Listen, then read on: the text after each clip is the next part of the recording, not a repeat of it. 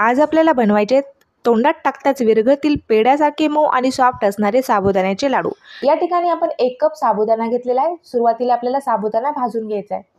2 ते 3 मिनिट आपण साबुदाणा छान भाजून घेतलेला आहे। भाजून घेतलेला साबुदाणा आपल्याला एका ताटामध्ये काढून पूर्णपणे थंड करून घ्यायचा आहे। आता आपल्याला हा साबुदाणा मिक्सरला बारीक करून घ्यायचा आहे। साबुदाणा सोबतच मी या ठिकाणी 4 ते 5 बदाम आणि 4 ते 5 काजू देखील टाकून घेत आहे। एका मोठ्या परातीमध्ये आपल्याला बारीक केलेला साबुदाणा चाळून घ्यायचा आहे। साबुदाण्याच्या लाडूमध्ये टाकण्यासाठी आपल्याला 1 कप साखर देखील बारीक करून घ्यायची आहे।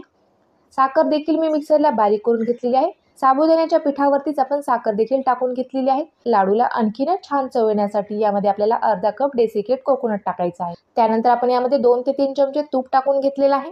परत एकदा आपल्याला मिक्सरला हे मिश्रण फिरून घ्यायचं आहे। त्यामुळे हे मिश्रण छान एकजीव होईल आणि लाडू सहजच तयार होतील। मिक्सरला आपण परत एकदा हे मिश्रण फिरून घेतलेलं आहे। एका ताटामध्ये काढून घ्यायचं आहे। आता आपल्याला याचे लाडू तयार करून घ्यायचे आहेत। पांढरे शुभ्र मस्त तोंडात टाकताच विरघळतील असे आपले हे साबुदाण्याचे लाडू तयार झालेले आहेत।